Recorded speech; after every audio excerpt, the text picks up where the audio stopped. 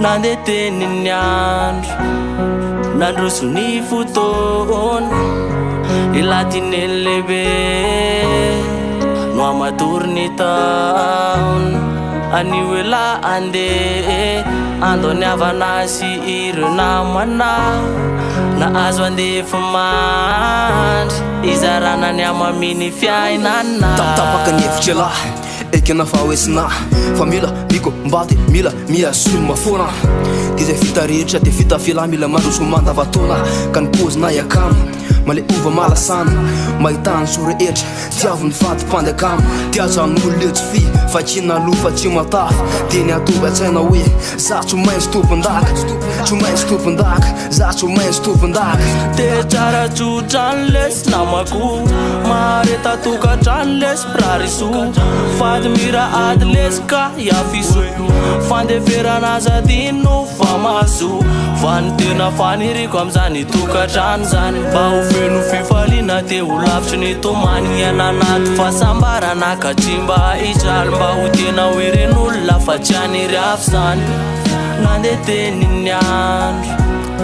nandroso ny fotoana ilatiny lehibe no amatory ny taona anio ela andeha andoniavana sy ireo namana nahazo andefa mandry izarana ny amaminy fiainana ipezany fitiavan'olondro natao tambatra ifanaiky ny fanady zan'orona tokatrano sambatra na hoe tsy tonga lafatra iriko lasa lavitra ifanoana sy fanampy ary tsy fanary fifanavitra teny tsy puralahy izy no efa safidinlahy dia kolokolo sy karakara mba tsy olasandrisalahy vadinareo so ny tanorona tokatrano dia maharena satria mivoadinareo fa fito eo hatramin'ny farany dia mahareta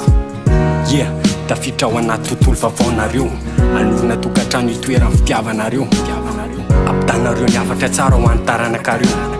ka arotsika foana zay andro iainanareo tsy tonga foana nefy zany tsy maintsy isintsika tsy maintsy isin'ny tomany ka mila ezaka sy fity mifamaly dia zay le tanjona ho tokatrano lavorary nandeha teny ny andro nandroso ny fotoana ilatiny lehibe no amatory ny taona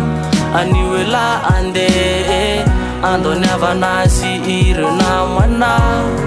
nahazo andefa mandry izarana ny amaminy fiainana izarana ny amaminy fiainana izarana ny amaminy fiainana